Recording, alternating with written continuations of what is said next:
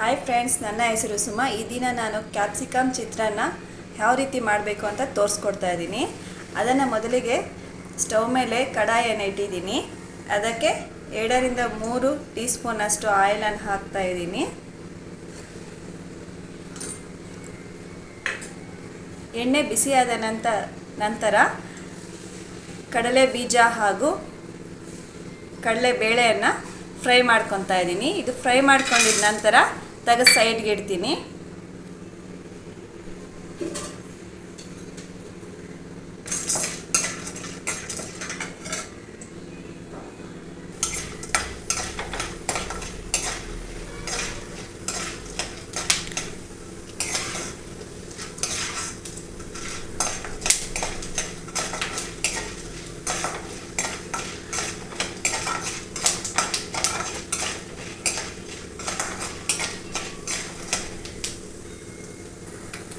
ಈ ರೀತಿಯಾಗಿ golden colour ಬಂದ ನಂತರ ಅದನ್ನು ಬೇರೆ ಕಪ್ಗೆ ತೆಗೆದಿಡ್ತಾ ಇದ್ದೀನಿ.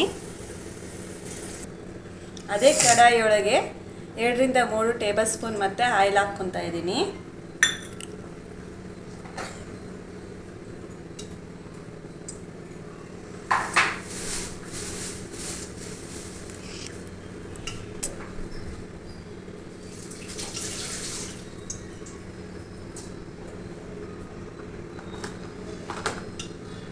ಎಣ್ಣೆ ಕಾದ ನಂತರ ಸಾಸಿವೆ ಅರ್ಧ ಚಮಚದಷ್ಟು ಹಾಕ್ತಾ ಇದ್ದೀನಿ.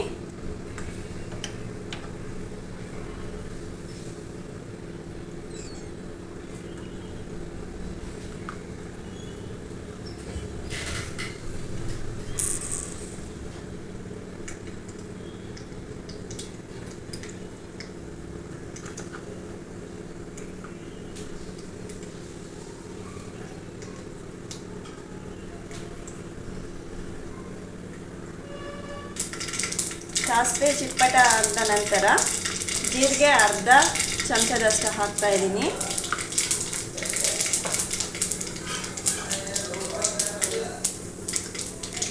ಕರಿಬೇವನ್ನು ಸಹ ಹಾಕ್ತಾ ಇದ್ದೀನಿ. ನಂತರ ಈರುಳ್ಳಿ 2 ರಿಂದ 3 ಕಟ್ ಮಾಡ್ಕೊಂಡಿದ್ದೆ, ಅದನ್ನು ಸಹ ಹಾಕ್ತಾ ಇದ್ದೀನಿ.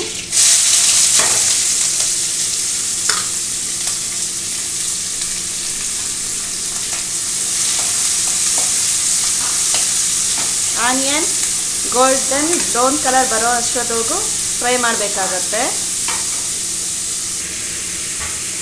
ಈರುಳ್ಳಿ ಬೇಗ ಬೇಯಬೇಕು ಅನ್ನೋ ಸಲುವಾಗಿ ಸ್ವಲ್ಪ ಮಟ್ಟಿಗೆ ಉಪ್ಪನ್ನು ಸಹ ಸೇರಿಸ್ಕೊಳ್ತಾ ಇದ್ದೀನಿ.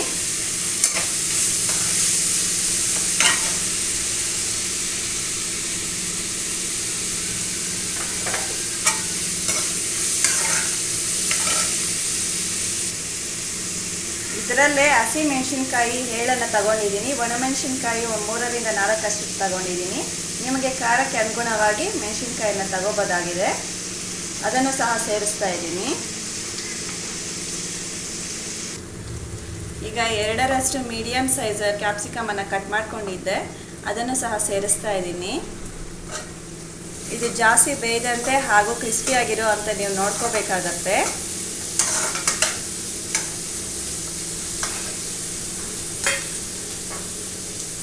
ಈಗ ಇದಕ್ಕೇನೆ ರುಚಿಗೆ ತಕ್ಕಷ್ಟು ಉಪ್ಪನ್ನು ಸಹ 1 ಟೀ ಸ್ಪೂನಷ್ಟು ಸೇರಿಸ್ಕೊತಾ ಇದ್ದೀನಿ. ಆವಾಗಲೇ ಸಹ ಹಾಕಿದ್ದೀನಿ, ಹಾಗಾಗಿ ನೋಡಿಕೊಂಡು ಹಾಕ್ಕೋಬೇಕಾಗತ್ತೆ.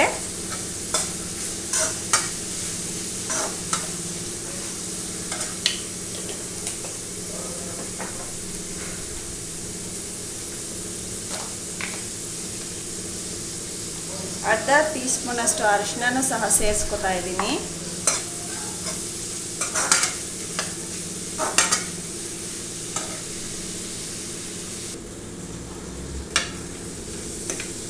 ಈ ರೀತಿಯಾಗಿ ಬೆಂದ ನಂತರ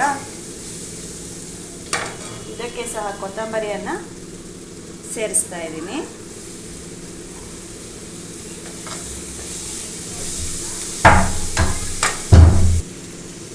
ಇವಾಗ ಸ್ಟವನ್ನು ಆಫ್ ಮಾಡ್ಕೊತಾ ಇದ್ದೀನಿ. ಇದಾರಿದ ನಂತರ ಇದಕ್ಕೆ 1.5 ಅಥವಾ 2 ನಿಂಬೆಹಣ್ಣಿನಷ್ಟು ರಸನ ಹಿಂಡ್ಕೋತಾ ಇದ್ದೀನಿ. ನಿಮಗೆ ಯಾವ ರೀತಿ ಉಳಿಬೇಕೋ ಆ ರೀತಿ ನೋಡಿಕೊಂಡು ಹಿಂಡ್ಕೋಬೇಕಾಗತ್ತೆ.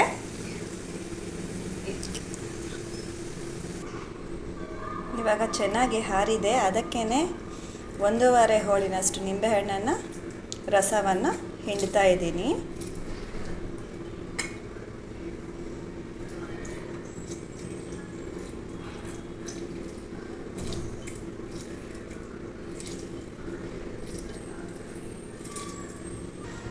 ಮುಂಚೆಯೇ ಮಾಡಿಟ್ಕೊಂಡಿರೋಂತಹ ರೈಸನ್ನು ಸಹ ಇದಕ್ಕೇ ಕಲಿಸ್ತಾ ಇದ್ದೀನಿ. ಹಾಕಿದ ನಂತರ ಚೆನ್ನಾಗಿ ಕಲಿಸಿದ ನಂತರ ಮೊದಲಿಗೆ ಫ್ರೈ ಮಾಡಿ ಇಟ್ಕೊಂಡಿರೋಂತಹ ಕಡಲೆಬೇಳೆ ಹಾಗೂ ಕಡಲೆ ಬೀಜನ ಸೇರಿಸ್ಕೊತಾ ಇದ್ದೀನಿ. ಸೇರಿಸ್ಕೊಂಡ್ಮೇಲೆ ಚೆನ್ನಾಗಿ ಕಲಿಸಿ.